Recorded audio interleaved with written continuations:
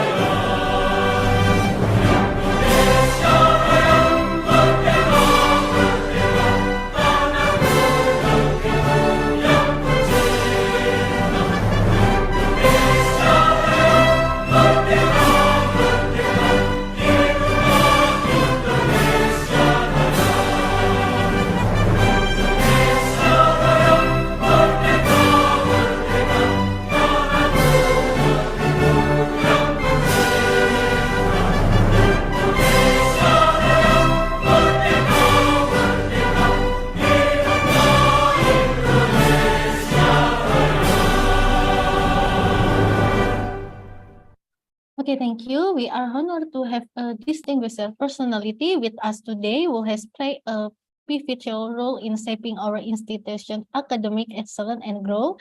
It's now my pleasure to welcome to the esteemed Dr. Joseph Teguh Santoso to deliver the opening speech. Yeah, for Dr. Joseph, the time is yours. Thank you.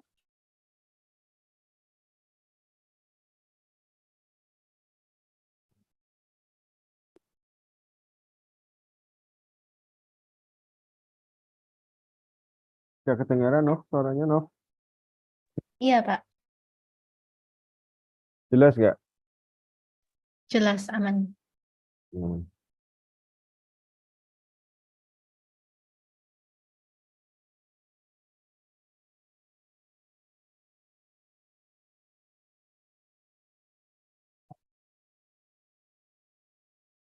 Good afternoon, ladies and gentlemen.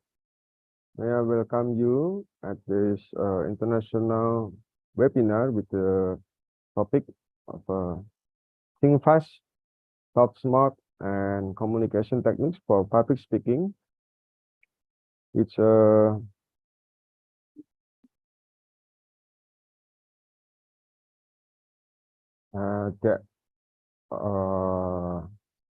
I'm deeply honored and delighted to welcome all of you today, and my grateful and thanks for all the speakers of today's event.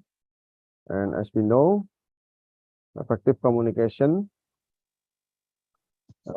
is a crucial thing in our daily life, which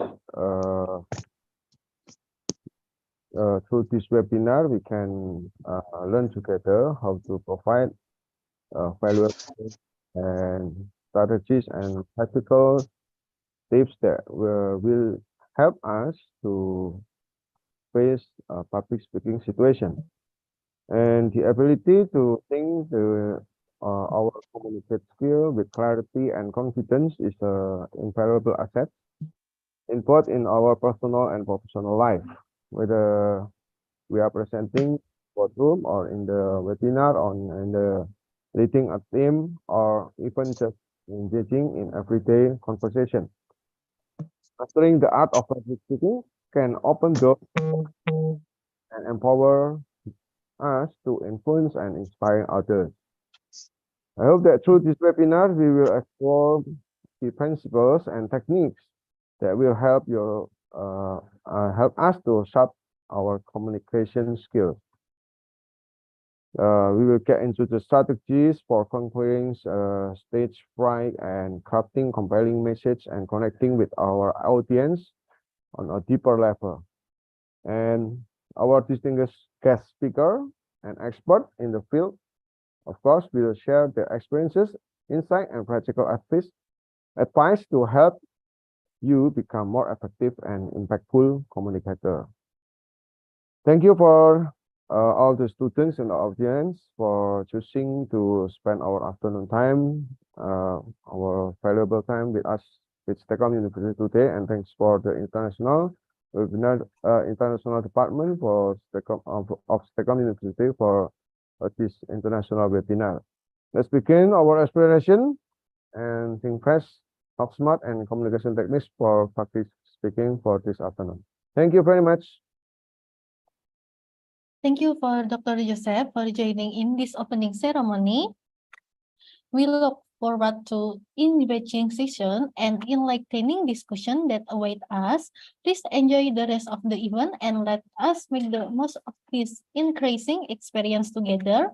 Our next segment promised to be genuinely enlightening as we have first distinguished speaker to share their valuable insight and expectation on our chosen topic. Without further ado, let me introduce our esteemed speaker.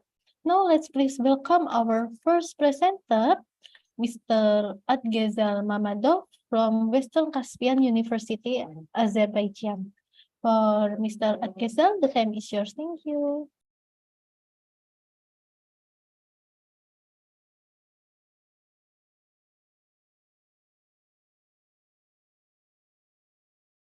Your voice still mute, Shah. Adgezal müəllim, səsiniz zəhmət olmasa.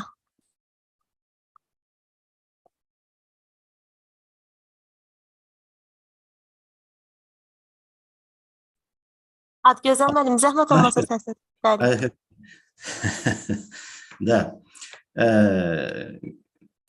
Dear colleagues and students, good afternoon. I want to give a little information about myself. I am the author of the following books, and Psychology Portraits and Joseph Stalin, and Sauditas Geopolitics, and Psychology Portraits Kingdom Sauditas, and Psychology Portraits of Leaders, Political Leaders, and Psychology Portraits Kremlin leaders, and a portrait of Bedouin Muammar Gaddafi. And we from Russia of crash of the Ottoman Empire, and Psychology Portraits Kingdom Ottoman Empire, and contributors to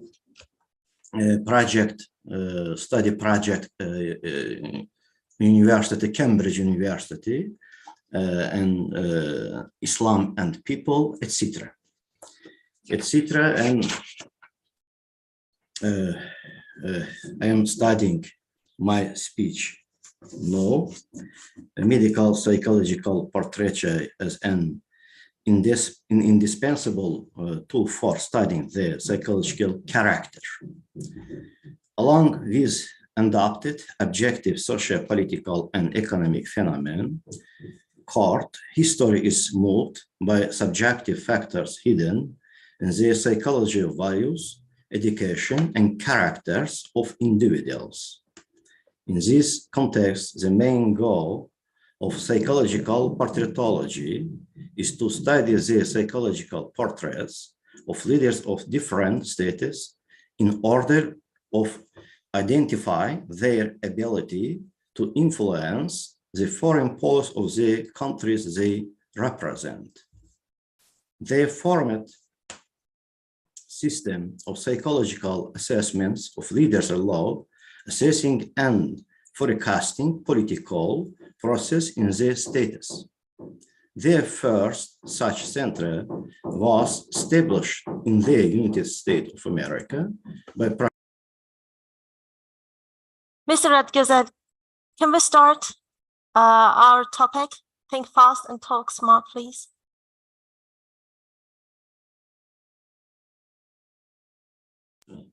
I'm sorry.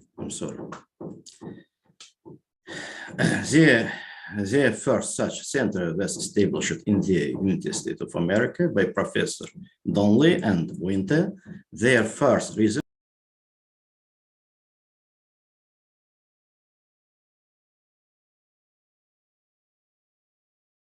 Mr. Adgezal, please, let's start our topic. Yes. World War and the related political analysis of the upcoming activities of the fascist dictator.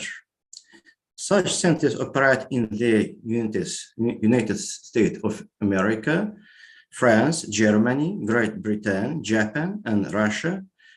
Today, before the USA, leaders begin to establish relations with an particular state, special centers are engaged in studying the personal qualities of the leaders of the states. This is an important way of shaping the foreign policy of states with a long history. In the field of research on the influence of political leaders' motives on foreign policy, the most famous works belong to the following authors: Winter, McKellen, Stewart. Next slide, 7. Okay. McKellen, Stewart, Denti, Light, Barber, Herman, Simonton, Walker, Donnelly, and others. Methods of constructing a psychological portrait of a politician In the construction of the psychological portraits, there are universal psychodiagnostic approach differently revealing in the image of political figures the structure of a politician's personality in each specific case of psychological portraiture is modeled by the portraits to achieve a certain goal or to solve specific pragmatic problems. There are methods of study. 1. Ethno-psychological nature of a person. 2. Psychosomatic nature and individual psychology of man. 3. Character formation. 4. Social psychological prerequisite for nomination. 5. Contact psychological diagnostic. 6. Remote psychological diagnostics. 7. Content analysis. 8. Operational coding, studying leaders' behavior. 8. Psycholinguistic analysis, speaking leader. 10. Future study, establishing the rank of possibilities of reflexive interaction. 11. Multi-methodological comparison, case study.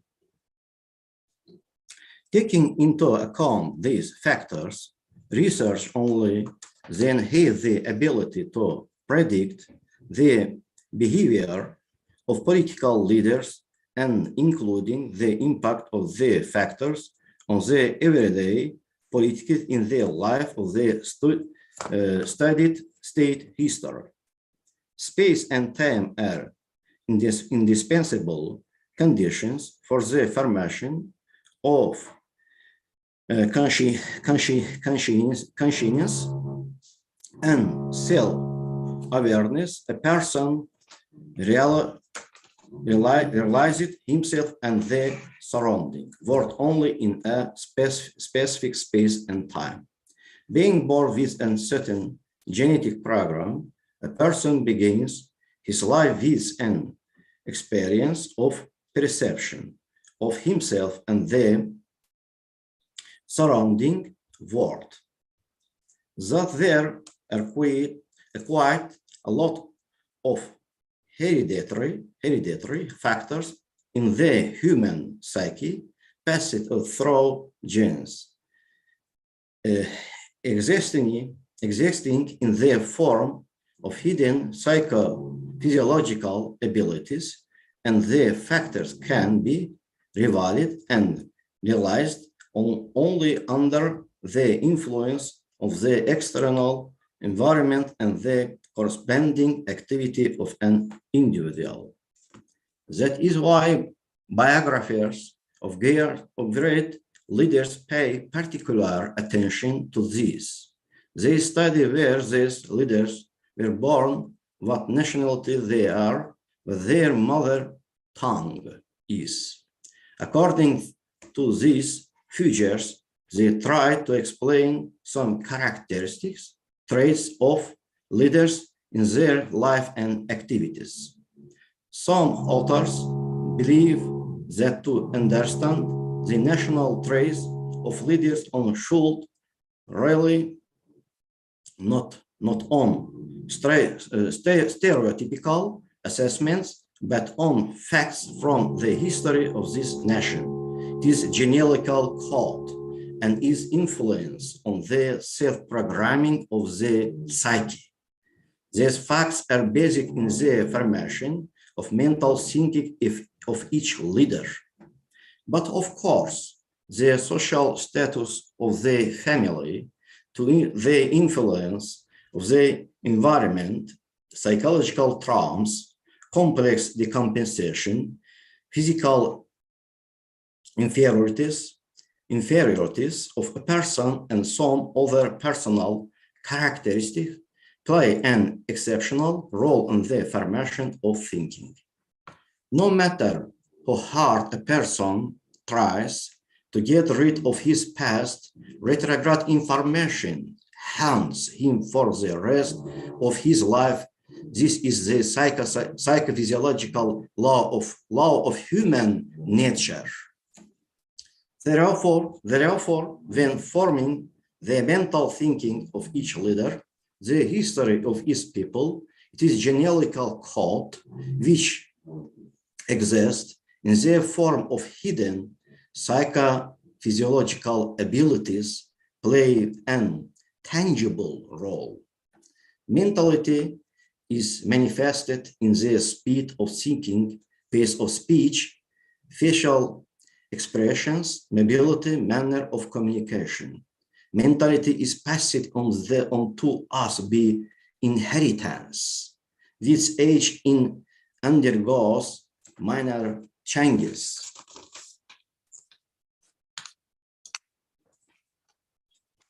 And this, as is known, man is a biological creature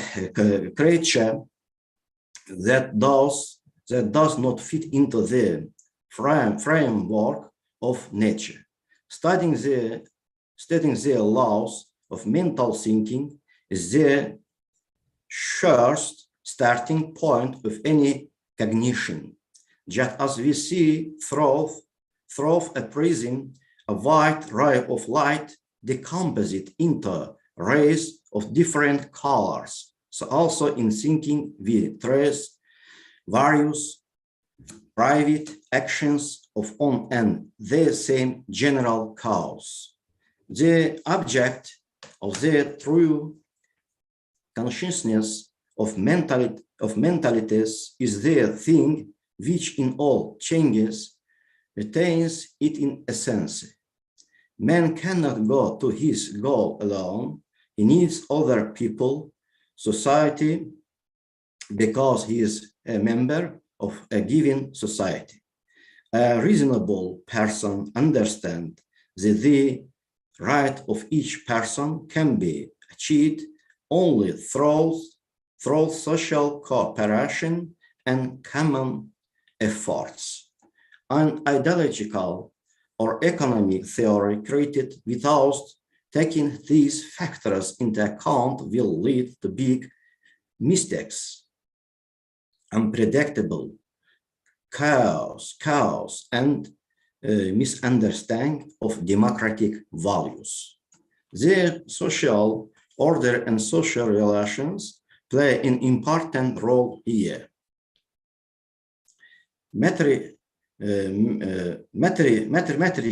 prosperity and material need, and unemployment and belief in the future, enslavement and social equality, all this in a complex has an impact not only on the typical features of personality, but also on the formation of individual character traits. Future character develops depending on the active actions of a person, on his place in society, on how he behaves. Next slide. Okay. A little about scientific research. 73% of respondents state that their characters did not change after the age of 25. Change in a person's character in young and old age depend and a strong exogenous factor. In people at this time, getting into a difficult station plays a decisive role. Changes in a person's character as a result of a great shock have been studied experimentally. Opposite reaction, experimentally. For example, when faced with a great injustice, different people have completely opposite reactions. At this time, some people close in themselves, avoid people and feel moral turmoil, fall in spirit. Others, on the contrary, become calm, sensitive. Their ability to act increases, their interest expands.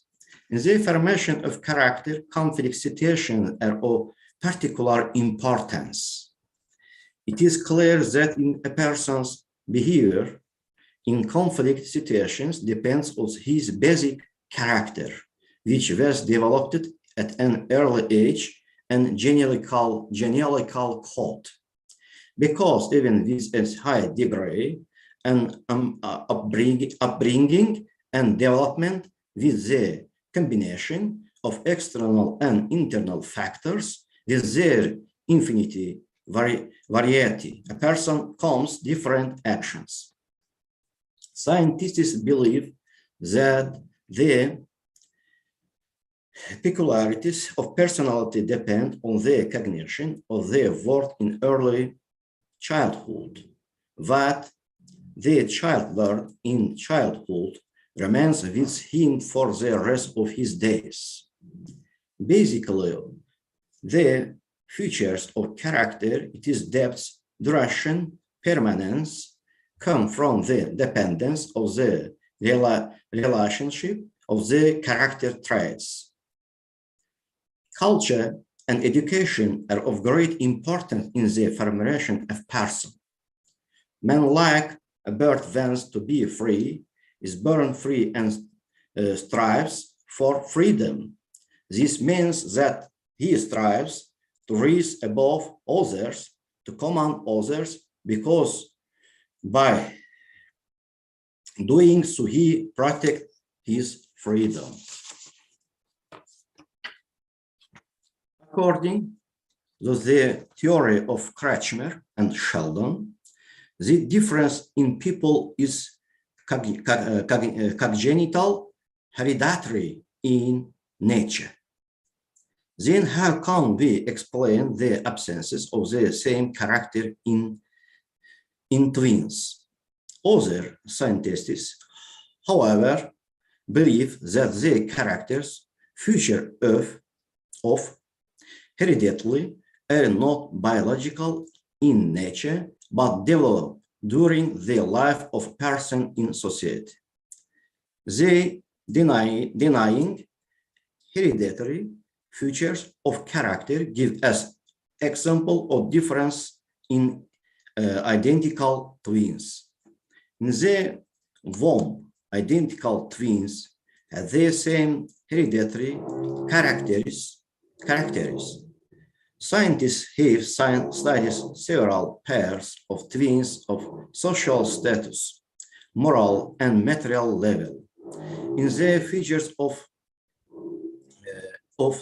temperament, these twins have complete similarity. However, in character traits they different sharply with age. This difference became even sharper. So even if the hereditary features are the same in different social situations, are formed different features of character. A man is not born smart or stupid, lazy, working, cruel, or merciful. He becomes such during his life. Next slide. What then is the basic pattern of character formation? From the very beginning of the development of philosophy and psychology, it has been customary to contrast the concepts of brain, cortex, and thought. And if a research wanted to show the psychological process are fundamentally different from brain process, he used this contrast. This position was equally characterized of idealist philosophy and psychology. Undoubtedly, religion widely influences human abilities, personality development. Religion is easily perceived by human consciousness. Religion does not put man next to God. Religion confirms the uniqueness of human nature because he, unlike animals, has consciousness, manners, mind, intelligence, can analyze, synthesis, and these bases come to certain conclusions. Religion believes that human personality does not end with this, it lives forever. But all these concepts presuppose a rejection of ideas about the originality of thinking and reduced thinking to more elementary mechanism. These were either associations and structural process and gesture psychology of the 20th century. Or it was an open rejection of the problem of thinking and replaced it with the problem of production of conditioned reflexes or learning. However, it becomes quite clear that character is a complex from a mental activity. It is to this that the basic approach of modern neuropsychology is reduced.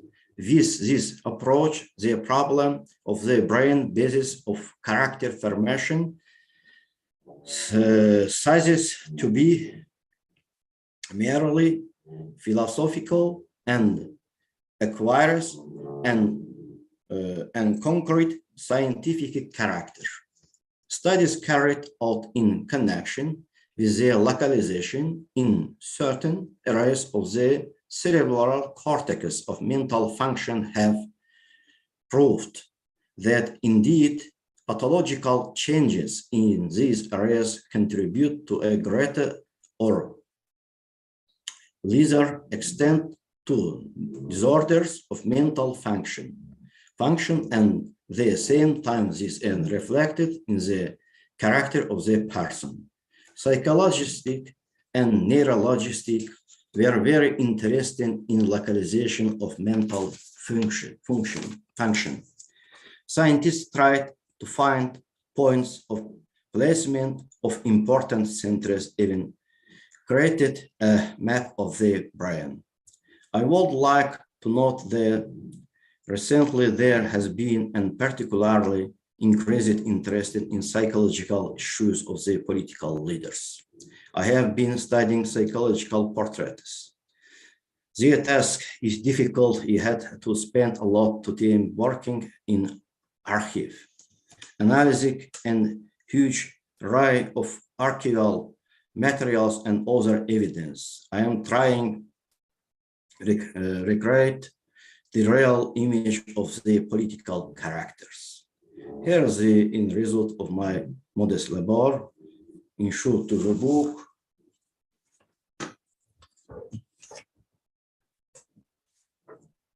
Psychological problems, criminal leaders, etc. Thank you. Thank you. I am sorry I have to attend another event. Thank you. I wish success in the work of the webinar.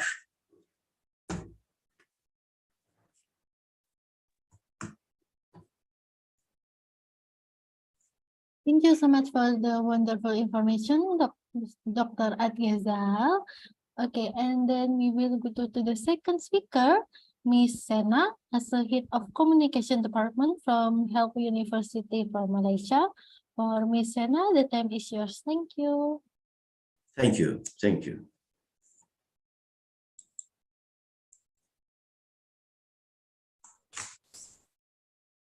Hi everyone, good evening. Okay, salam petang to everyone there. Okay, so I'm Sheena. I'm the head of department from Help University. So I actually lecture at the Faculty of Arts and Communication under the Department of Communication. Yeah.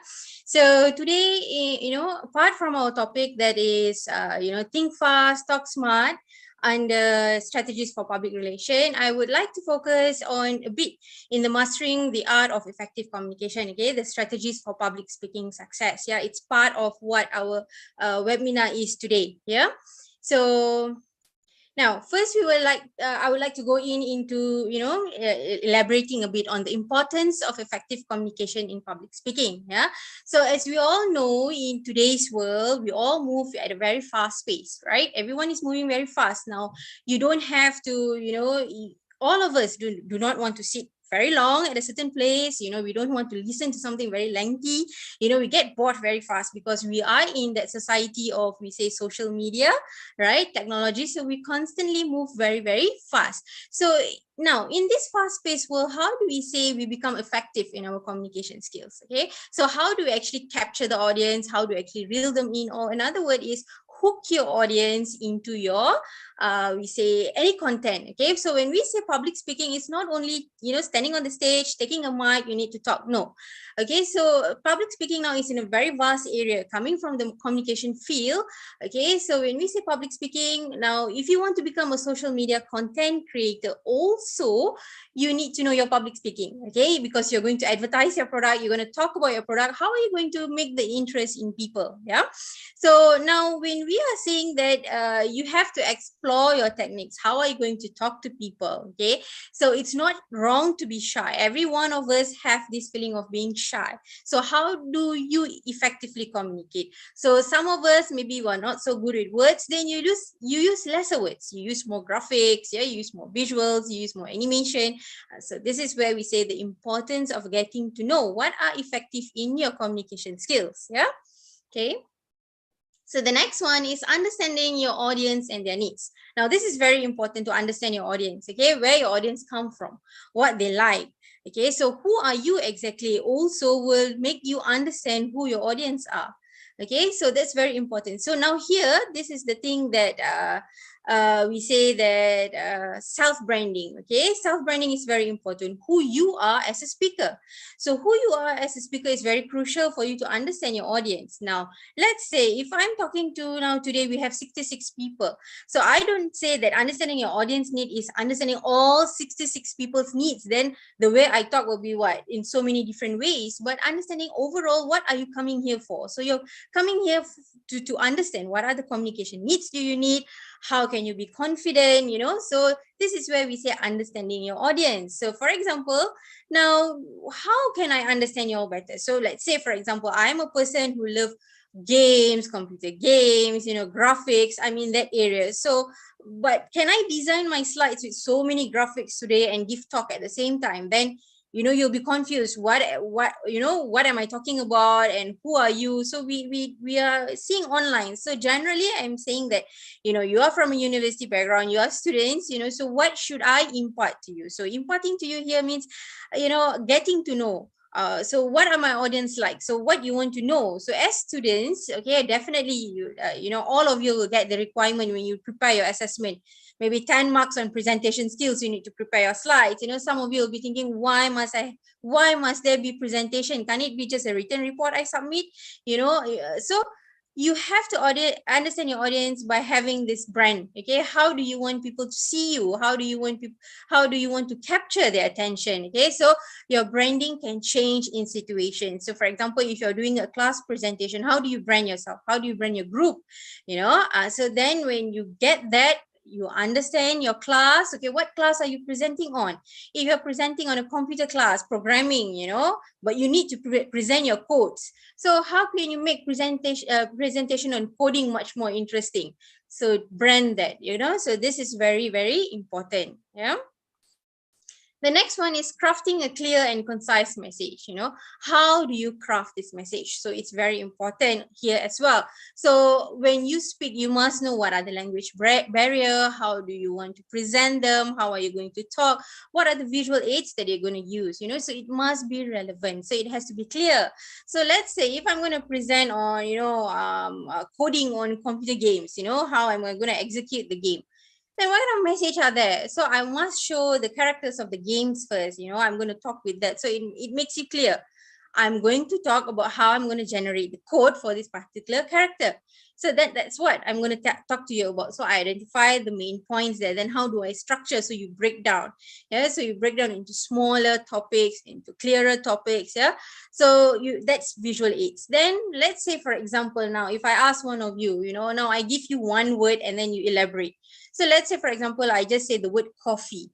Now, you just don't come up and say that, I hate coffee, I love coffee, I'm a coffee lover. No. How do you structure that? How do you make your message clear? Let's say, for example, you want to influence people on liking coffee, but you don't say, come drink coffee, coffee is good for your health.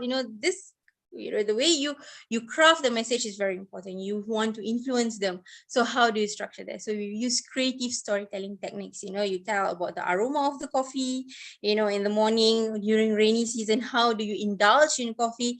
So this is how you engage, okay? Not only in terms of conversational language, in your body language as well, in your expression. Yeah, so this will leave a long-lasting impact on your audience. They will remember forever on how you describe coffee. So those who have not tried coffee would like to have coffee at that time. Yeah. Then next we have developing confidence and overcoming stage fright. Okay, so stage fright is something that I guess every one of us have. It doesn't matter what age, what background you are, how professional you are. Stage fright is there. Okay, maybe the percentage of it, for someone who first time going to speak, maybe it's the stage fright is at 100%, and someone who's speaking every time, maybe it's 5%. Only how do you reduce that? Yeah. So how do you overcome stage fright? So how do you develop confidence? First and foremost, when we are doing public speaking, sometimes we always try to imitate a different personality.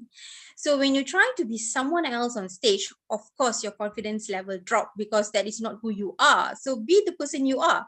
For example, if I'm someone hip and funky, I dress up in a punk style, I can dress up like that, but in a formal setting. So I'm myself, now I'm going to talk to you. So in a way, I capture the audience attention, my confidence level is there because me being myself, and then, okay, so you visualize how your audience, you visualize yourself, how are you going to talk to your audience? You visualize how you want your audience to react to you. So you prepare those kind of points, and not every time you need PowerPoint slides. Sometimes you just need to talk about how are you going to walk, how are you going to cover the stage, how are you going to present? So that's why I say be comfortable with yourself. How are you going to dress? What kind of preparation you need? Maybe sometimes you need something to hold in your hand, some music that you need to listen before you go for your public speaking. So do that, do that before your presentation. Then you say you develop your confidence and you overcome your stage fright. Yeah. Okay, then we have utilizing effective body language and gestures. Okay, so body language and gestures are very important. Okay, so if you're talking about something very fun, very exciting, but your face is very dull, very grumpy, then we say that's not effective. So then people don't want to listen, or then, you have slides and you read every point from there, then it becomes very boring. Okay, so how do you use this? So always have props with you. You can have props, you can have things to hold for, sometimes you can have polling, or the online polling sessions, you ask questions and they answer. So this is how you use your body language and gesture. Okay, so how do you laugh in front of your audience? Okay, so interact with them. Okay, when they're laughing, you laugh together, not, when they're laughing, then you stare at them. So have this, you utilize it positively. Okay, body gesture. Then you always maintain the eye contact, not when when your audience are in front of you and then you're looking up, you're looking down, you're looking everywhere else, you're staring at your audience. So don't ever do that. Okay, always have that smile in your gesture, yeah, whatever you do. Now, using visual aids to enhance your presentation. Okay, so yeah, visual aids are important, but it cannot be burdening your presentation as well. You know, you cannot have too many things. For example, now if I animate my slides, you know, every circle is moving, the pictures are also moving, then there's too many things, it's too heavy. So you can make it engaging where, you know, you have certain things moving, certain things popping up, you click and the things expand, you know, colors change. You can have that, but at a very minimal level, because you still want your point to be we say absorbed by the audience. You want them to remember what you're talking about. Okay, you don't want to distract them with all the visuals. So use your visuals at a moderate level, but also key points visuals. Okay, not just simply by adding in something. So if you're talking about color, for example, I ask you to, you know, elaborate or to elaborate a color to resemble yourself. So for example, if I'm, you know, if the color that you prefer is white, I don't say I love the color white and then you just have something white there. No, you know, you have something that is you passionate about the color white. For example, I just have a dove, you know, and I creatively express, you know, express creatively. So the visuals and how you express coincide, and people will remember forever. The color that you love is white. So that's how we use visual aids to enhance your presentation. Something that can accompany what you're talking about, not really totally something different. Yeah. Now, the techniques for engaging and capturing your audience attention. So how do you engage with them? Okay, talk about stuff, talk about things that are relevant. Okay, so for example, to engage with your audience, for example, if you have an assignment, a task, you know, to do a research on maybe high school students, you have to present something, or, you know, you have to develop a game for them.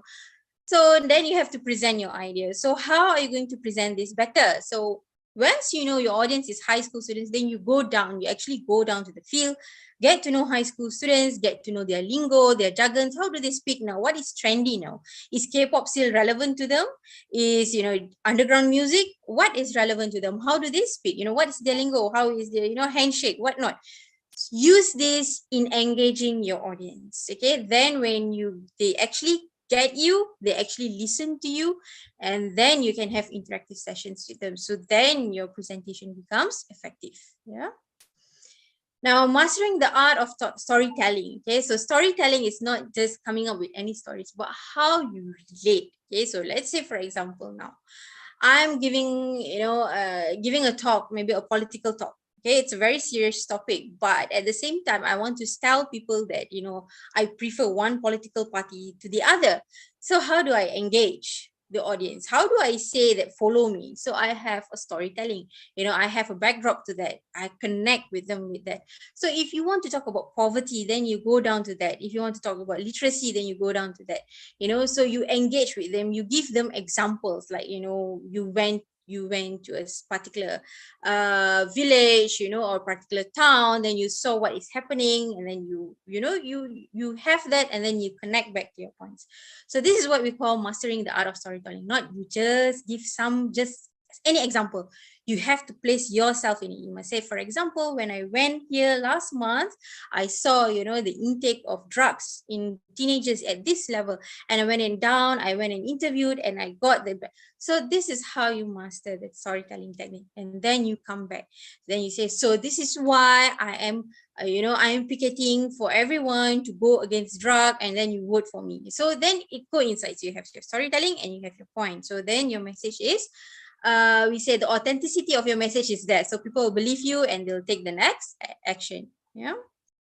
So how do you handle questions and impromptu speaking? Okay.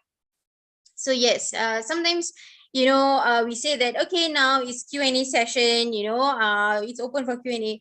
So maybe, for example, you don't want, or you're not ready for Q&A sessions, you know, as students, sometimes you're not ready because we don't know what are the topics that people are going to ask us. So maybe we can say, you know, the floor is open for discussion. So things that you don't understand, also, if it's not under your field, you can still say, you know, I'll keep it for discussion. I can look through that, you know. So this is how you manage your question and answer session. Okay. So your impromptu speaking, because not all of us are ready, you know, with answers or points for us to talk upfront. Sometimes we're just ready with the topic. So you say that it's open for discussion. Yeah. Okay, practicing and rehearsing for a flawless delivery. Okay, so now practice and rehearse is good, but don't overdo it. Okay, so practice and rehearsing is for you to familiarize with the topic you're going on, the examples. Okay, don't remember. So that's why my point here is practice and rehearse, not remember your whole script. Okay, because sometimes you go accordingly. Who are your audience? Suddenly the audience change. You know, the venue changes. Okay, so then how do you go accordingly? So always just practice and rehearse your points. You know, all the different kinds of examples. Yeah, how you familiarize yourself with your audience. How are you going to greet? Okay, so these are all part of building your confidence. Yeah, so you want to have impact, you must have key points. How are you going to greet them? How are you going to analyze your audience? How are you going to ask questions to your audience? You know, you don't belittle the audience, okay? Because sometimes people do attend talks and all just to get extra idea, but not necessarily they know lesser than us. Sometimes they know more than us. They are there to just have ideas, to just know something more. Okay, so never belittle your audience. Yeah? So this is what you practice and rehearse, just to be neutral. Okay, always be neutral, be fair, not too much, not too little of your information. Yeah. Okay, so thank you. That's all from me. Thank you for the wonderful information for Dr. Sheena.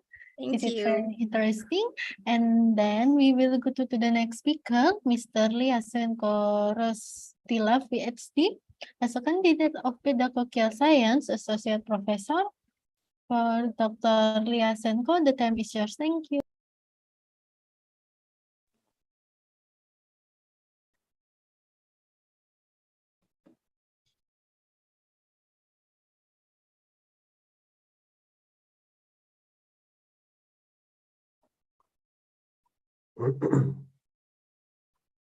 Good day.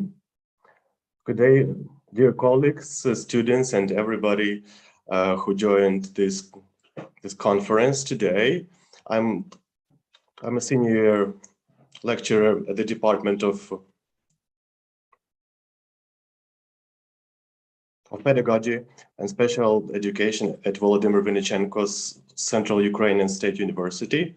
And I'm grateful to have this opportunity to present for you today the research on a few aspects of the topic, of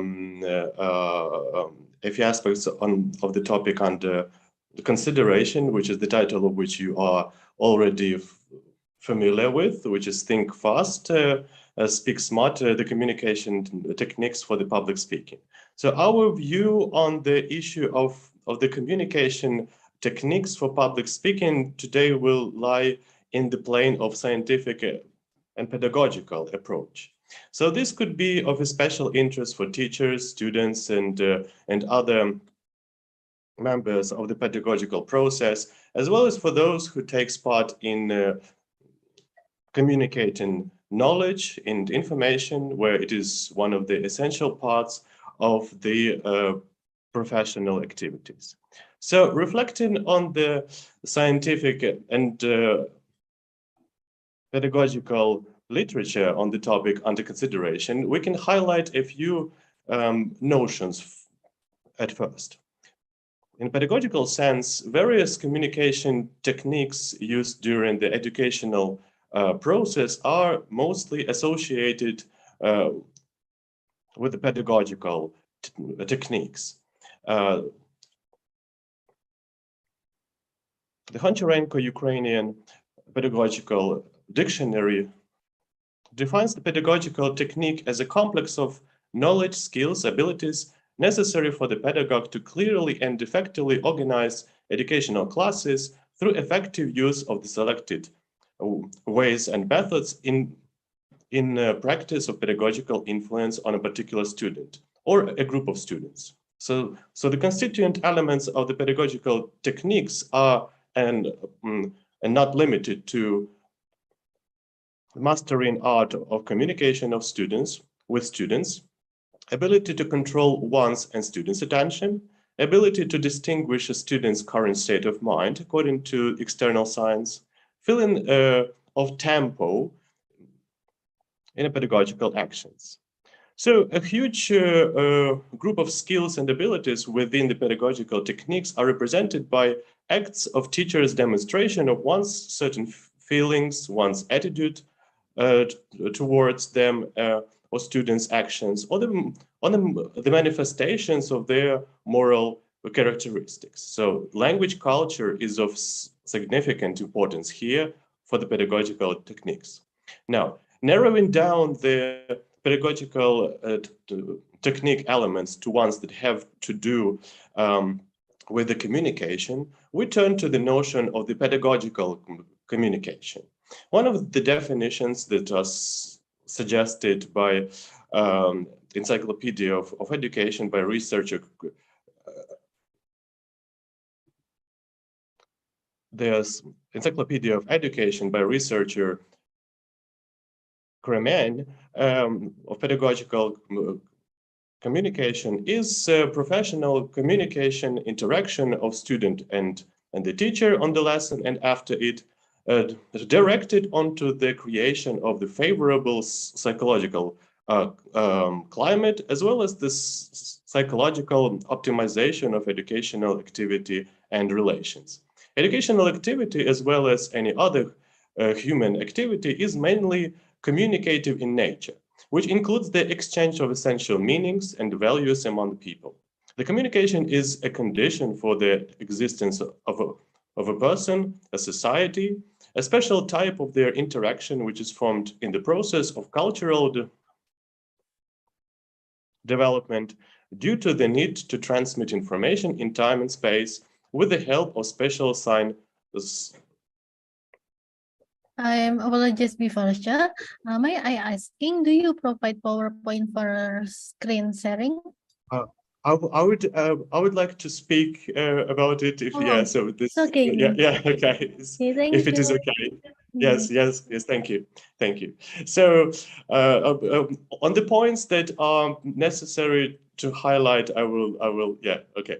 So if I may continue, yes. So the communication refers to the meaning of the meaningful aspect of social interaction. The main functions of the communication process are the achievement of social community while preserving the individuality of each of its elements.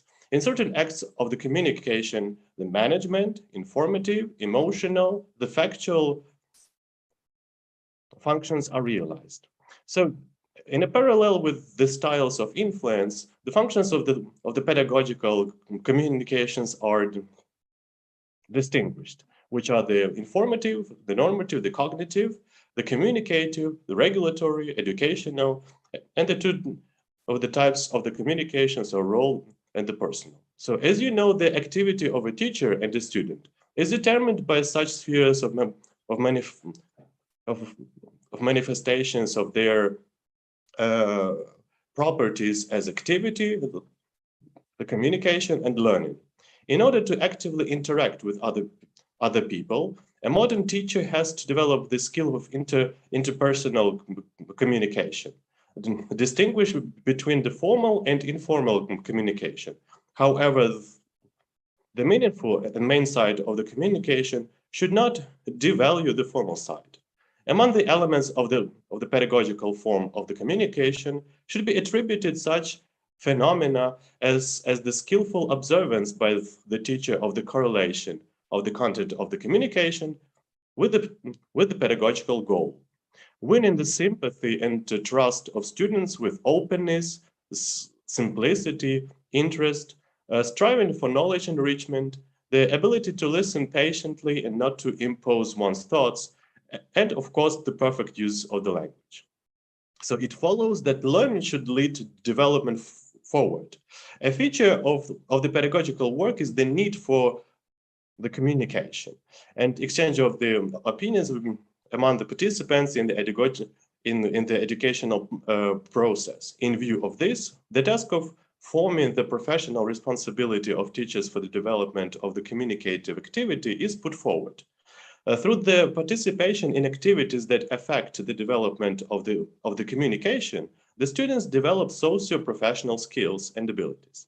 So the holistic attitude towards the events and phenomena which is characterized of our students is strengthened and developed by their life experience in the forms of free communication with adults and peers. In the process of life, in various situations in the family, playing and communicating with the peers, in studying, which are the communication with the teachers and students, individual experience is acquired. So it may seem that in the monological speech, the process during teachers' public speaking role positions are represented by teacher-student interaction. On the contrary, in the pedagogical practice confirms that these roles are not unambiguously and clearly fixed. They are dynamic and depending on the attitude of the teacher and the situation can change places. A teacher becomes a student or one student, and the latter may become a teacher who learns to teach, educate oneself, and as a result opens a certain life aspects in scientific and pedagogical activities in relations with the colleagues and oneself.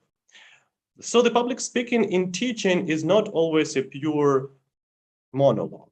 Some forms of education quite successfully integrate the dialogue methods. The dialogue for the pedagogical communication is in its human, creative and meaning-forming aspect is a fundamental and essential characteristic.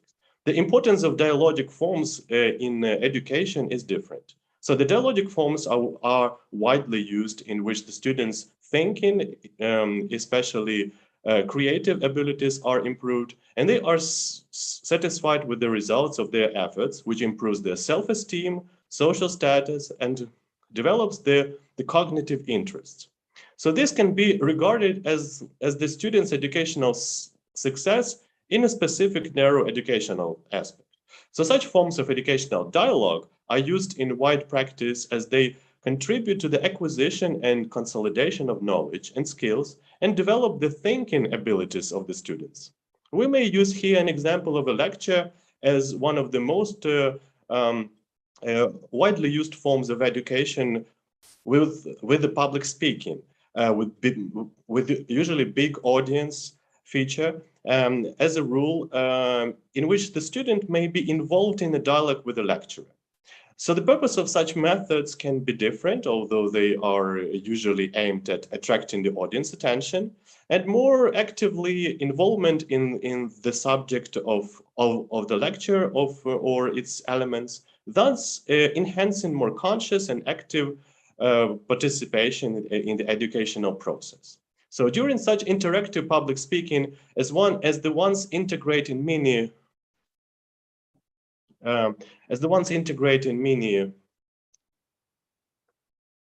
discussions, students in the process of the communication with the teacher and each other discover for the first time that their own understanding is not the only one, but could be also insufficient, and that it can be enriched by other opinions, visions, and enrich others in the same way. So an essential factor that affects the success of communicative interaction is the adequacy of the tasks for example, in our research, the pedagogical tasks. During its construction, the teacher takes into account both general, which are long-term communicative tasks, which one understands earlier, and the current, which are short-form ones, which arise in the process of interaction, which are adjusted by existing circumstances. So individual style of the communication is a priority in learning and organizing pedagogical communication. The individual style of the pedagogical communication is determined by a set of individual features of the socio-psychological interaction of a certain teacher with the students. So, and usually the style of such communication embodies, first, the feature of teachers' communicative abilities. So the second, the creative individuality of a teacher. Third, nature of the relations between the teacher and the students. Four, the features of student environment. And five, the characteristic of a certain student with whom the teacher communicates. So to implement successful communication interaction, the teacher must take into account the psychological and social role characteristics of its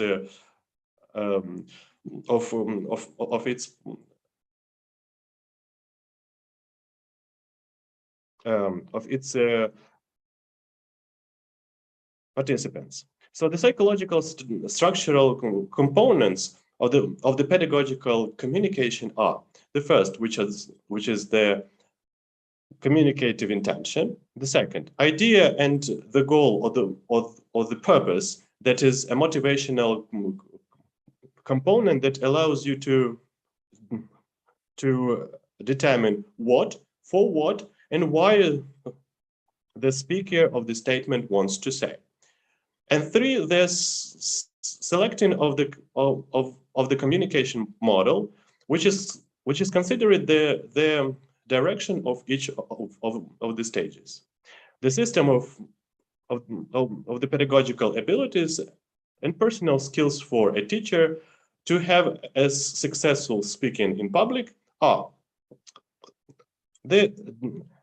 so the first is the didactic abilities, the second academic abilities, third the perceptive abilities, four of course the speaking abilities, and five the organizational abilities.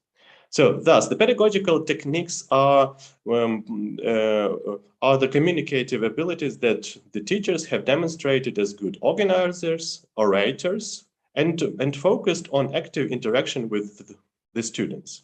The ability to competently and convincingly express one's thoughts is formed on the basis of the teacher's existing knowledge, the logic of reasoning, the communication skills, etc.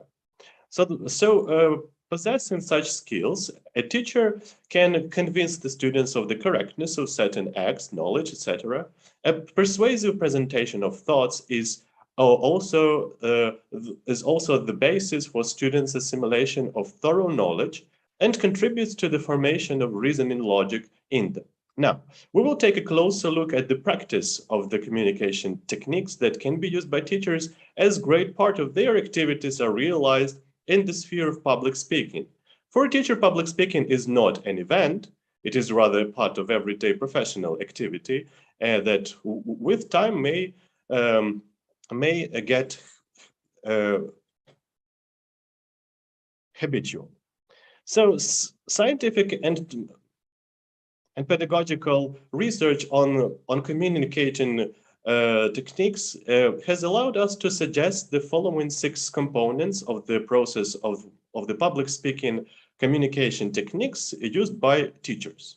First is self-development, the second self-regulation, third self-presentation, fourth self-actualization, 5 self-realization, and 6 self-assessment.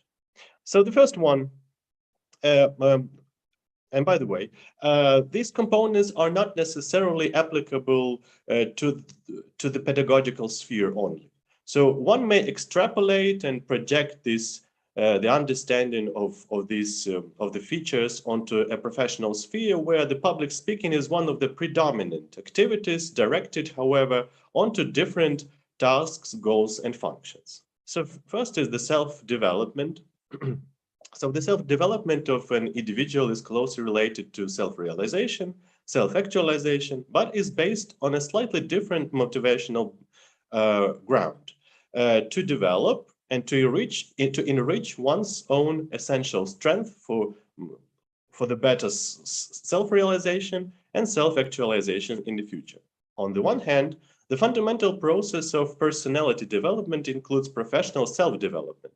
And on the other hand, the personal development actively manifests itself in the space of professional activity. thereby potentially actualizing the ability for self-development. In public speaking, a component of self-development may manifest in preparation of the speech itself. So the speech within, which is well prepared, is highly likely to be successful. Well-prepared speech in education is the one with new original content, is scientifically accurate and thus persuasive. It is logically constructed, it's understandable, it's concise without unnecessary word constructions. It is characterized with appropriate language use. It is usually reasonably emotional, although within formal speech framework, and usually, and of course, with elements of eloquence. The quantitative features have to correspond with time limit, not too short and not too long. So it is desirable for it to be rehearsed before the day of the presentation, monitoring the time text page ratio, highlighting the parts of the text which are difficult and worth which are worth the special attention. And last but not the least, the technical side of preparation is essential, as the public speaker has to think thoroughly about where, when, how, what, and who to look at during the presentation in order not to get confused, for example, in the papers, notes, graphs, and other material which may come useful during the speech. So all those elements require self-development, and others require self-organizational skills. So the second is the self-regulation. So speaking of the self-regulation, is important to pay attention to the formation of the ability to conscious self-regulation. So the self-regulation during the public speech helps the speaker control one's emotional and volitional sphere, as well as the speech itself. Principle of focusing on the positive in the pedagogy here can be implemented in the positive thinking, concentrating on the positive emotions and the desired result, which is and the desired success, the result which is a success, right? Speech related aspects of self-regulation lie in controlling the voice, the body movement, gestures, facial expressions, etc. So everything that the audience can see looking at the speaker. And that may influence the perception of the conveyed information.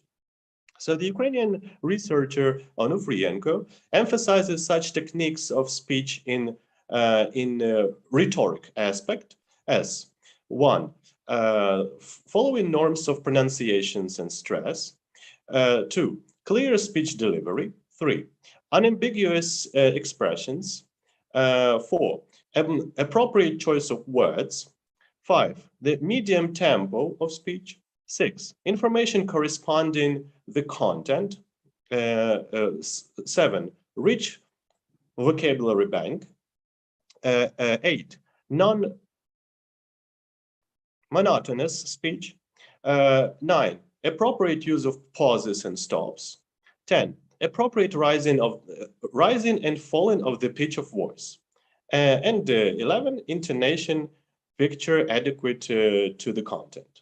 So the research of Volkova, speaking about the communication techniques, turns attention to the fact that a teacher should not only express an opinion, but rather articulate it with lips, tongue, teeth, the mimics, also the facial expressions, gestures, and stature, and posture.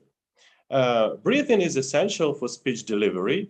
So the author explains that the teacher should be breathing in while speaking and breathing out while having slight stops and the pauses which are unnoticeable for the listener. Deep breathing can help relieve trembling in the voice affected by stress.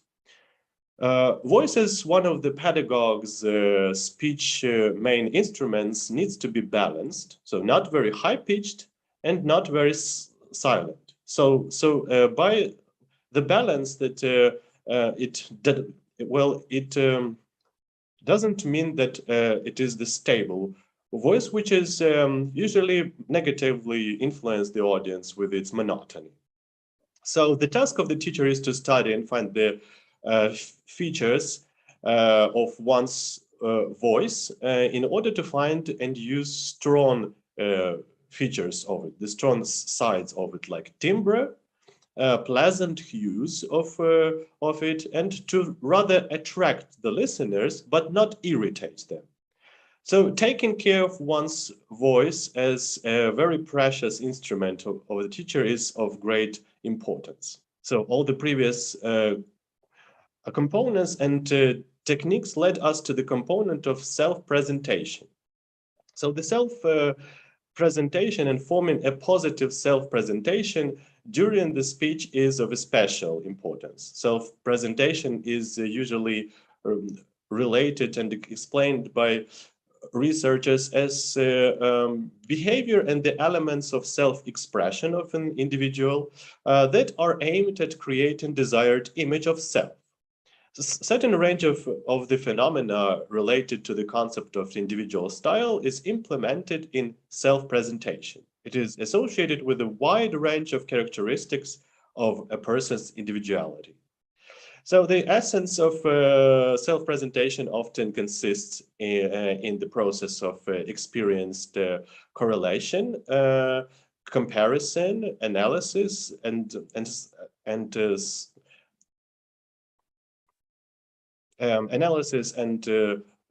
synthesis of one's individual integral properties as well as needs, abilities in relation to a certain standard, which may be the properties of individual people, own experience, and expected results. 4. Self-actualization component.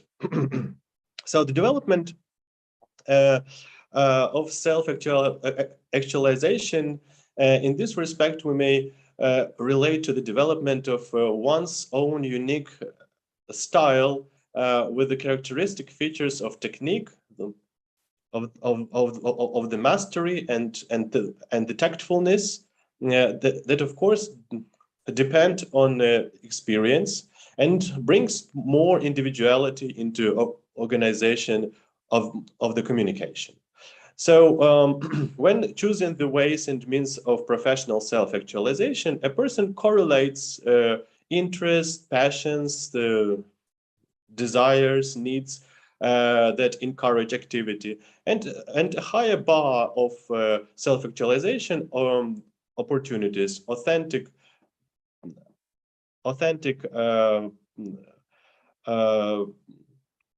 personalities with opportunities of self-knowledge and capabilities, attitudes towards self-esteem and necessity, predominance in self-organization, which includes self-regulation, as well as an idea of certain social demands regarding the individual. So speaking about the unique style, one's own unique style of speaking, and while preparing for the public speaking, which is, it is reasonable to rely on your strong sides, on your strong features, rather than trying to simulate the public speaking success of somebody else. That is where self-actualization comes in handy, when one actualizes one's talent, abilities, skills, to perform well instead of trying to mimic other person who achieved some results which are the positive. Although there is nothing bad at taking into account what elements of that very person public speaking led to the success, and actually study them, developing one's own style, considering self-actualized skills, abilities, traits is likely to be accompanied with a positive experience while giving the speech. On the other hand, copying a role model blindly without correlation and accordance with one's own individuality may have the opposite effect. So here we can see the self-presentation component in the meaning of how many researchers call it wearing mask or creating an image of self in different life and works situations. For example, trying to be exactly as witty and having a very good sense of humor with well-aimed and appropriate jokes as that very role model could fail if a public speaker lacks necessary level of those qualities developed. So 5, which is the fifth component of the teacher's communicative techniques for public speaking, is self-realization. So awareness of one's social experience and successful episodes of self-realizations, which are realization of those self-actualized skills and talents and abilities and inner potential in general motivated the person's self-development. The meaningful side of self-realization consists of fulfilling leading needs of a person, such as the need for self-expression during the public speaking, the need to be heard, the need for personally meaningful communication, making independent decisions, and acquiring the skills of socially appropriate behavior, the manifestation of various forms of self-presentation and self-actualization, recognition by the others, and formation of adequate self-esteem through the self-assessment. And last but not the least, in our research is self-assessment.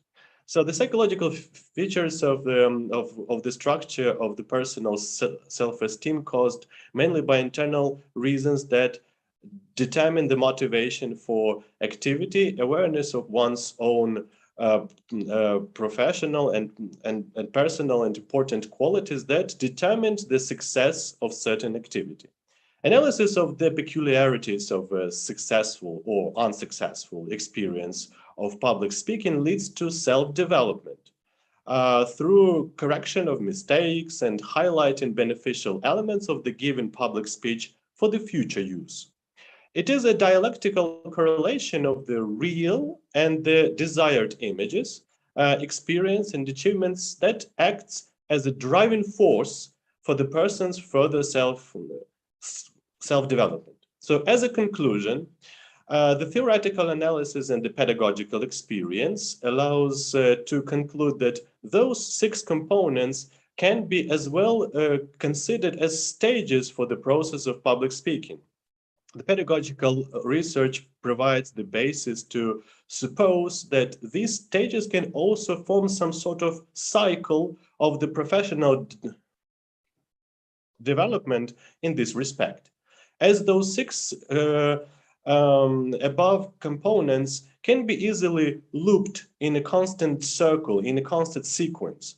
For example, the self-development leads to self-regulation, the self-regulation helps the self-presentation, the self-presentation, which is positive, leads to self-actualization of those skills and abilities and talents effective for this kind of activity.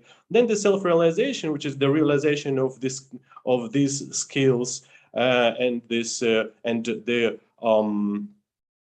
recognition from the others, and the formation of professional resilience and accumulating professional experience, and then self-assessment, which is the reflection, the self-analysis, and then we can go to the self-development again, and etc. So first view on these components, implementation and the process of communication techniques for public speaking in our research may seem purely pedagogical in the nature. However, understanding the ways of the communication in certain professional activity, setting specific tasks and goals and determining the functions of public speaking and distinguishing the role of a public speaker makes it possible to take into account the content and ways of the communication techniques for the public speaking in the sphere of education. Thank you very much for your attention. Thank you so much for Mr. Rostyslav for the wonderful presentation. And then we will go to the last speaker, Ms. Aftuqa Sholikatur Rohmania from STEKOM University as Head of Management Department. From Ms. Aftuqa, the time is yours. Thank you.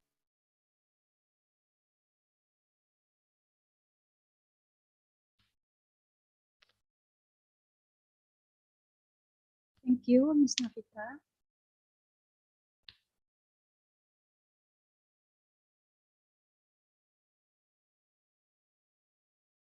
Hello everyone, my name is Aftuqa Sholikatur Rohmania. As a lecturer of STEKOM University, thank you for the opportunity given to me. Thank you for the counselor of the STEKOM University, Dr. Teguh Santoso, all the great speaker of today, and of course, all the audience today, webinar. I'm very happy to be able to present material about Think Fast, Talk Smart, communication technique for public speaking. Okay, now I want to start my presentation. I title my presentation is Communication Technique for Effective Public Speaking. What is public speaking? Public speaking is the process of speaking to a group of people in a structured and deliberate manner to inform, influence, or entertain the listener.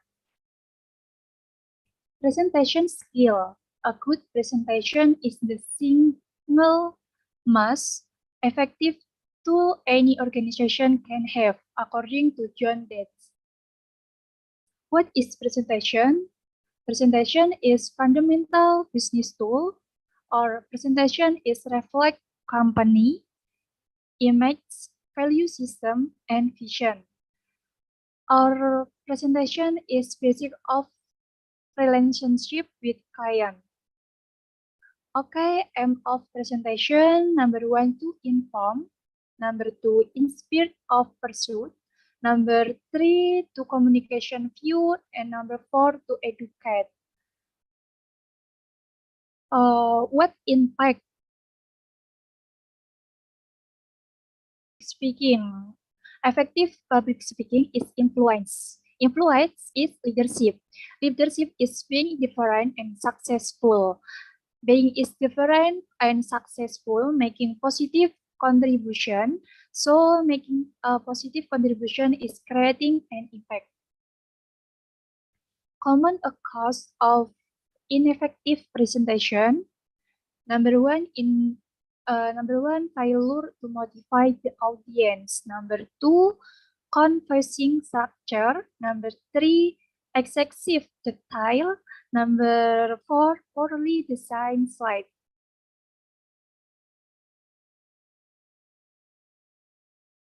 Effective presentation. Effective presentation involves 4 key components. Number 1, the situation. It involves finding the purpose, action, and information in which the presentation is made. And number 2, the audience. Identify who will be my audience, what are their needs and expectation, what is their knowledge about the topic. Then 3, to exceed their expectation. Number 3, the speaker. Understanding, controlling, and acquiring your fare and developing a unique presentation style. And number 4, the presentation, deciding its goals and objective. Then planning, preparing, and next, finally, developing impressive presentation. Focus on what your audience needs to know. Phase of presentation. three components of a good presentation are: number one, the planning phase is develop main point. Number two, the preparation phase is structure of presentation. Number three, the delivery phase is the influence for personal style. Planning. The David in advance purpose of the presentation. Will the attending audience knowledge about the topic? What is the venue? And what is the total time allowed? And next, preparation. Number one, subject of preparation. David in the advance your message or subject of talk. Have a strong conviction on what you want to talk. And number two, organize your point logically. Structure your outline into a presentable format. Follow the university speaker along which say, tell them what you are going to tell, then tell them at the end, tell them what you have told them. Presentation. Every presentation should have: number one, introduction, a good attention-getting opener. Number two, a body, a brief summary of the topic. Number three, conclusion. The conclusion shall include a dynamic, thought-provoking closure following a brief summary of what you told them. Way for public speaking. Try to conquer nervous. Try to minimize your stage fear. Take deep breath and try to reflect.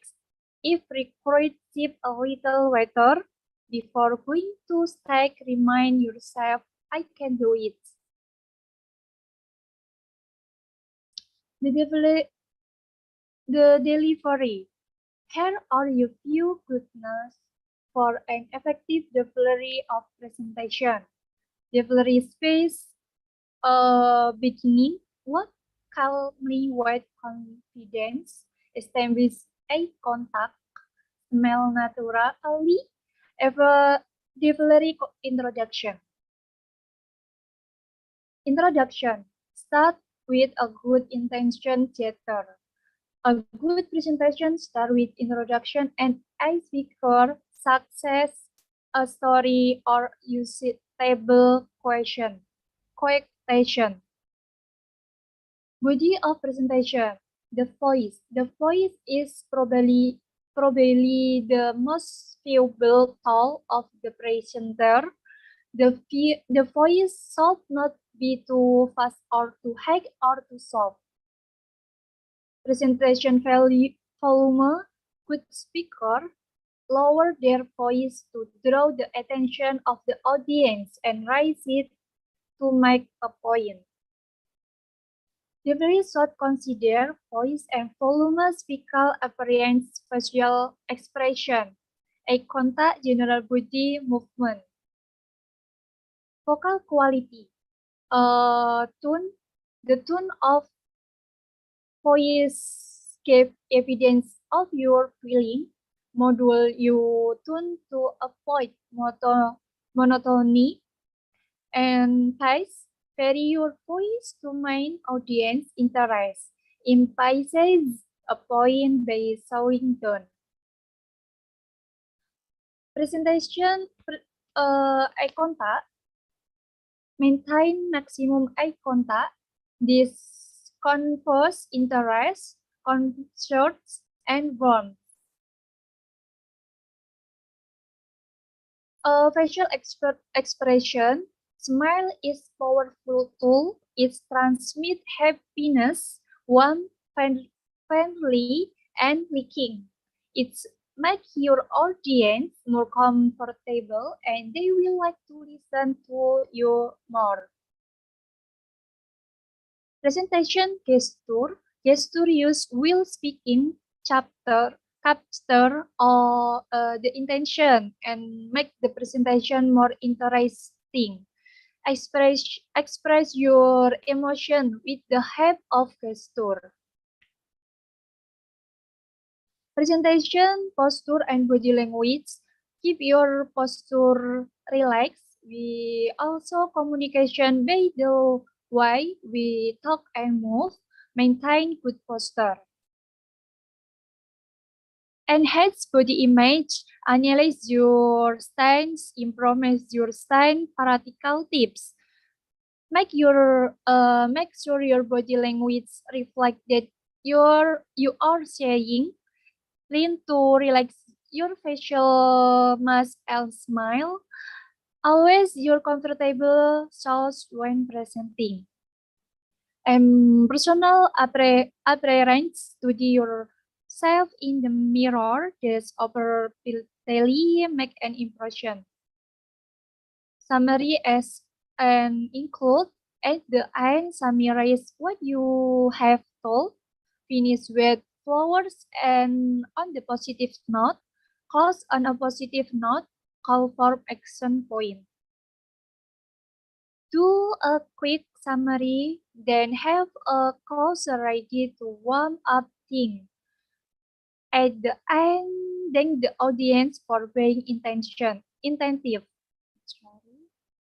Good golden rule for speaker. Number 1, keep the presentation short enough to create interest and long enough to cover the subject. Tell the audience what you are going to tell them.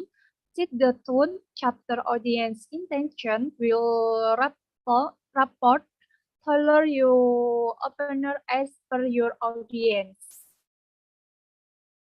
And the body of the presentation tell it. Organize the presentation. You're the main aspect of the subject. Now is the time to defer your whole presentation to the group using all the technique we have discussed. Tell them what you have to tell them. Summarize message, repeat key point, ask for action, and read positive note. The 3 presentation essentially. Number 1, use visual aids where possible, and number 2, rehearse. If you fail to prepare, you are prepared to fail. Number 3, rehearse again, call. Number 4, memorize your script. Why visual? Visual are powerful tool because they increase understanding, save time, and save attention, help control nervous. Create effective visual aids. Content. If the does not add value, don't use it. In feeling, think it is useful or necessary. Color. Know your room and lighting. Dark room. Use light font on dark background. Big room. Use dark font on light background. Visual aids shall be simple, shall be contain this point per slide, no clip art, and shall contain less font style and less color. Tips and technique for a good presentation. Speak clearly and loudly enough for all to hear. Don't speak in monotone voice. Speak to the audience, not to the charts. Don't stand between the audience and the visual. Don't lean on the podium or the table for period. And then not budge your hand in pocket. This makes you look unprofessional. Who circulate around the room you speak. This movement brings speaker closer to the audience. This is better to find shelter early than to overrun.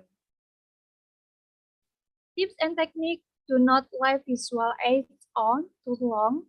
Do not rush talk as if you are in the hurry and you follow member by asking them questions. Be honest with the audience, handle question at the end. Okay. That is all for me. Thank you very much for your interest and attention. Okay, thank you so much for Ms. Aftuqa. Thank you for your active participation and the insightful question sometime during the presentation. Now it's time the transition into our question and answer session, where we can delve deeper into the topic discussed by our esteemed speaker. Our speakers are eager to engage with you and provide further insight. Let's maximize this opportunity to deepen our understanding and explore new perspectives. Without further ado, let's comment our Q&A session. Please submit your question or raise your hand, and we will start addressing them shortly. Thank you. Okay, for first question, we have the question for Miss Sheena. This question from Mr. Darmawan. How can one effective mitigate nervousness while speaking and ensure the seamless delivery of material without forget when presenting presenter in front of an audience? Thank you.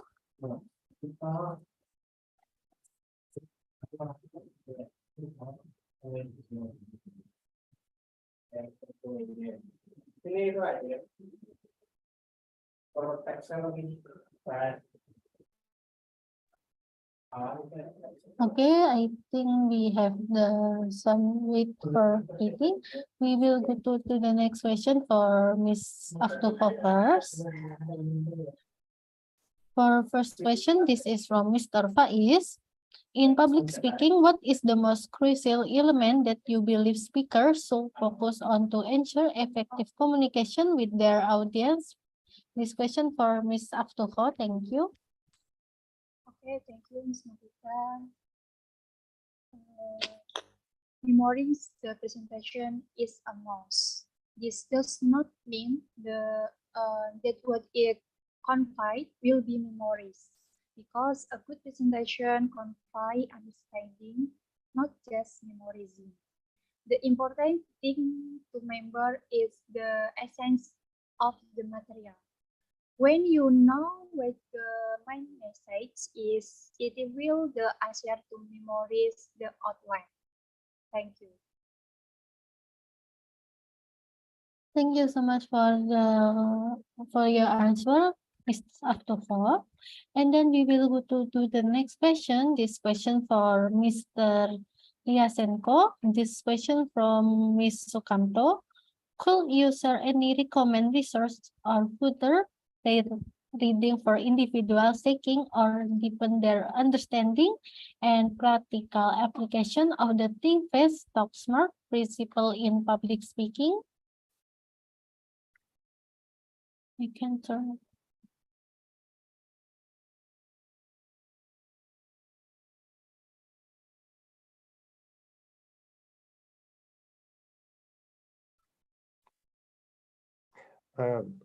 I would like to listen to the question again. Yeah, thank you. Would you please repeat the question again? Could you share any recommend resource or further reading for individuals seeking to deepen their understanding and practical application of the Think Fast, Talk Smart principle in public speaking? I'm ready read also in the room chat. If I understood the question right, so the sources of getting the knowledge and for the public speaking techniques, I can say from the approach that I described today. So one of the important sources is the scientific and the pedagogical literature if you are interested in the pedagogical aspect of the public speaking. And of course, one of the sources for understanding this is the practice of those who performed well, and this is actually attending different forms of education, or the meetings where one can actually see how the public speakers perform, because when the person is at the first stages of learning, studying how to perform the public speaking, it is very important to take into account the experience of those who already know or already practicing how to do it. Yeah, and of course the personal experience of public speaking is also a very good source, as I told you in the presentation today, in that very sixth component, which is the self-analysis and the self-assessment. So when learning from your own experience is a very important source to find what are your strong sides, what are the sides that you have to still work on to perform better next time.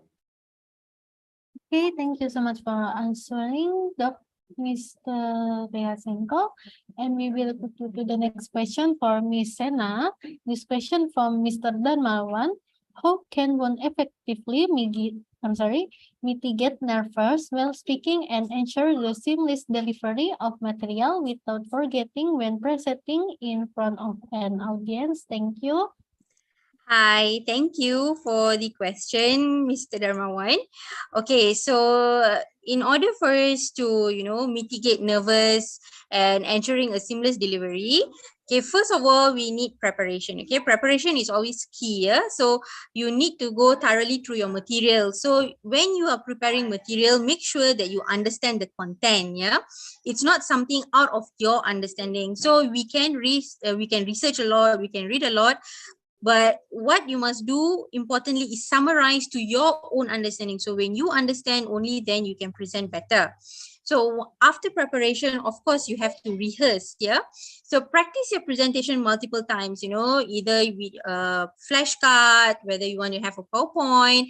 Yeah, you have to build your confidence. You can present in front of your family, friends, in front of a mirror. This is because you need to practice your projection of voice, your pronunciation. So this is where we reduce, stuttering. Yeah, you don't stammer in between. Yeah, and for presentation, when you want to talk in front of everyone, always you have to visualize success. That means you visualize that you're delivering a successful presentation. You have to imagine how are you going to dress, how are you going to move around, how you're going to engage with the audience. Yeah. And at the same time, you need to practice to control your breathing, because sometimes when we go for a talk, you can see that people are constantly talking very fast, or they talk very slow, they have very long paces. So we don't want that. Everything needs to be in a moderation. Okay. And when you are presenting, you focus on the message and not so much on yourself. Okay, so don't always think, how are you presenting? How are people looking at you? Don't judge yourself. Okay, always think of yourself as the expert matter. It doesn't matter when you have someone in the audience that knows more about you, but at that present time, you are the master of the knowledge. Okay, and engage with the audience. You can do slight jokes. Yeah. Not so much, okay, slight jokes here and there, keep them interested, share stories, share visuals. Okay, you have visual aids to guide you so that you don't need to express so much. Okay, and don't be afraid to take pauses. That means sometimes we forget a point, so you take pause to recollect and then go back on your conversation, on your presentation. Yeah. Okay, I think, yeah, that's all. Thank you. Thank you so much for Ms. Sheena. And then we still have two questions again for each speaker. We will go to continue with Ms. Aftuqa again. The question from Ms. Sukamto. Could you elaborate on the case strategy or practice individuals should adopt to success in their public speaking in the offer, particularly when addressing diverse and international audience? Thank you. To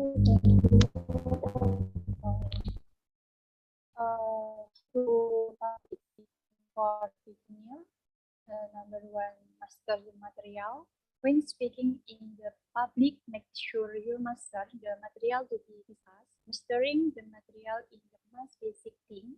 If you don't master the material, it's the same as understand yourself. Number two, the language. That is the easy to understand. Using language that is easy to understand is not only useful for the speaking, but also for the listener. So don't use language that is difficult to understand, so the listener can understand well. Number three, practice in front of a mirror. The most effective way is to practice speaking in front of a mirror by looking at yourself when speaking, so you will know where your mistakes are when speaking. This method can also make our self-confidence quicker. Number four, use the art of speaking.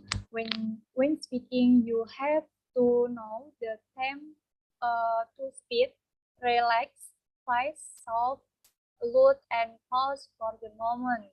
This will make the listener happy to listen, and the material profit will be interesting. And number five, use body language. Moving your body can make you more relaxed, and your nervous can be disappear a little. Using body language also gives the listener the impression that you not only memorize the material you want to give, but also understand it well. Okay, thank you. Thank you so much for answering. And then we will go to the next question for Mr. Liashenko. This question from Mr. Faiz. Looking forward, how do you envision the evolution of communication technique in public speaking, and how make the Think Fast Talk Smart framework continue to adapt and thrive in the changing landscape of effective persuasion and influencer? Thank you.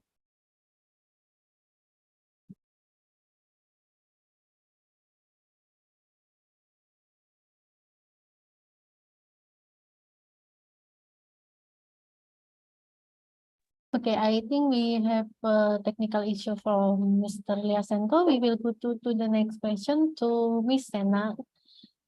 This question from Mr. Faiz.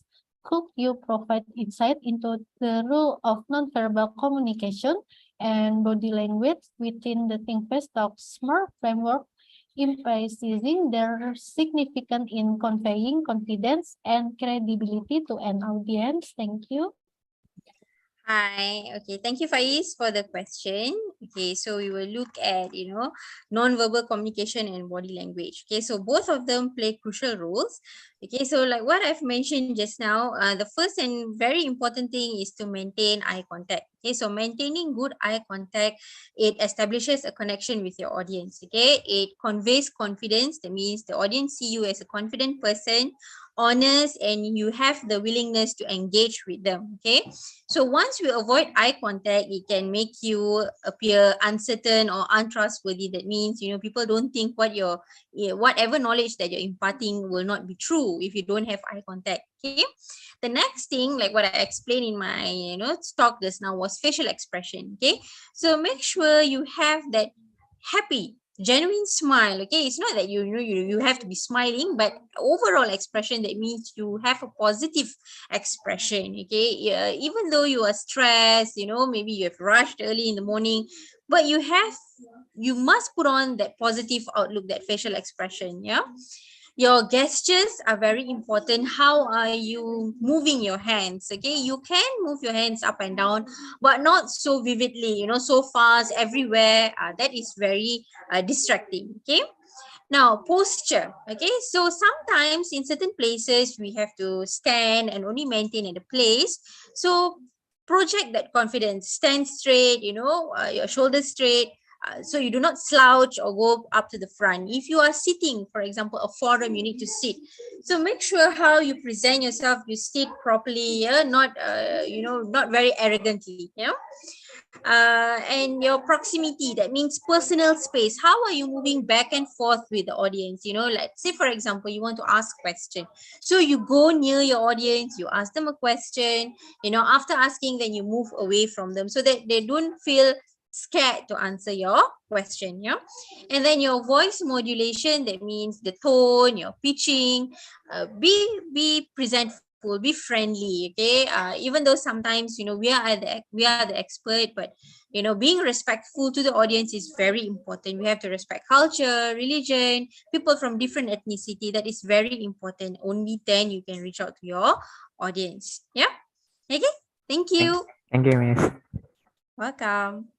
Thank you so much for Miss Sena. And then we have the audience with the raised hand for Miss Rajeswari. The time is yours. Thank you.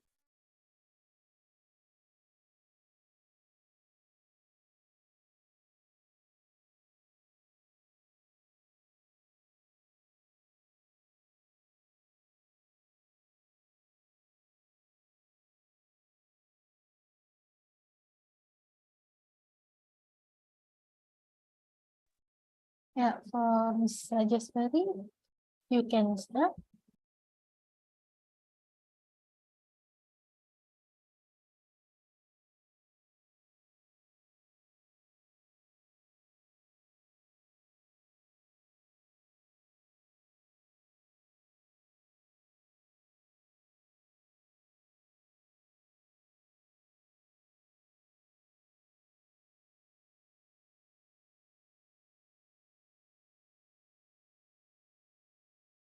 Okay, still waiting for Miss Rajeswari. We will go to continue for another question.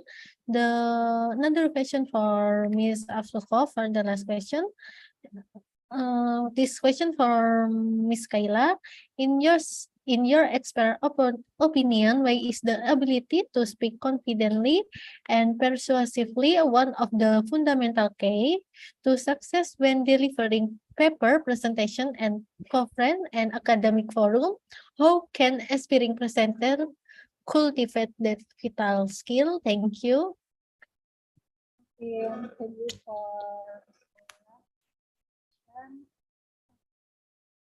speaking and language skill will make other people have a different perspective on use. This ability is considered to increase the value of the presentation material itself. Having this public speaking ability will make use look more special and emergent than other. Thank you.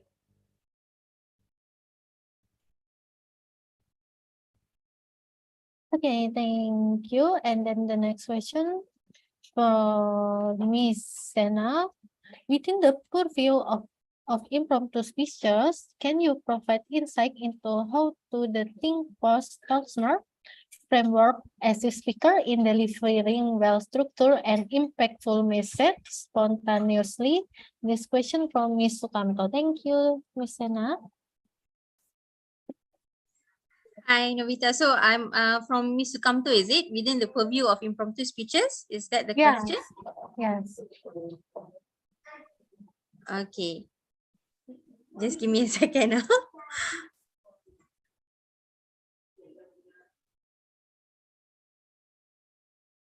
Okay, sorry. Just let me get back to the question. Okay, so within the purview of impromptu speeches, yeah, so in this topic where we think fast, talk smart, so how can it assist the speakers actually to deliver well-structured and impactful message? Okay, so yes, impromptu speeches are something that you must be, must be prepared. That means anything that we throw to you or any topics, you must be ready. Okay, so first and foremost, as a speaker, we must have certain topics in mind. That means we must know what event are we attending, you know, if it's on a political basis or is it on a cultural event. So we must have certain topics that are already in us. So we have to be prepared. Then now when you listen to the question is how you are going to frame the message. So let's say, for example, this question, okay, so when it's being asked, so now I have to frame the message. So I go into impromptu situations. So what are our thoughts? So I have to organize my thoughts. What am I going to answer? How am I going to answer?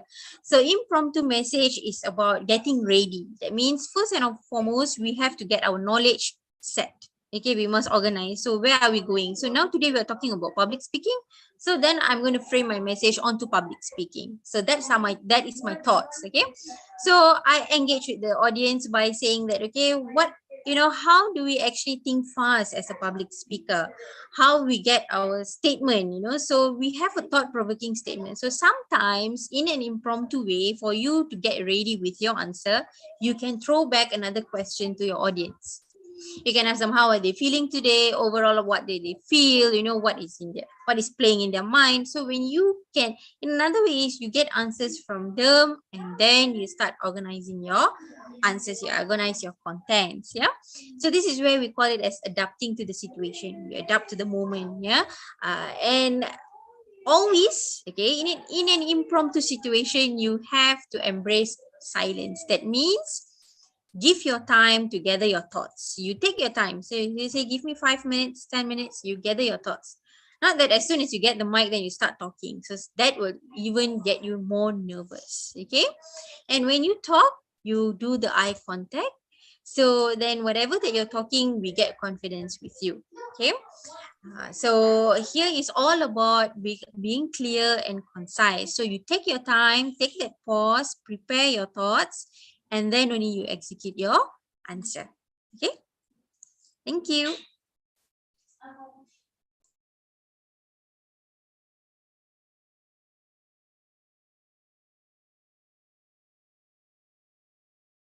Thank you. Maybe from Ms. Rajeswari, we'll ask it.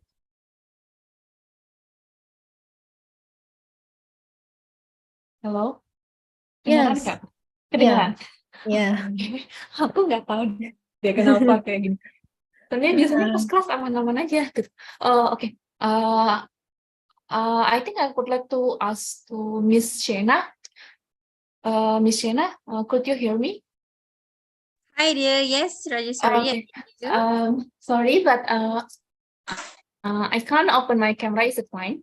It's okay. It's okay. No worries. Okay. Yeah. I think I'm interested about your point when you are saying don't take people's judgment on you. So whenever you are delivering material, so it means that you are the master.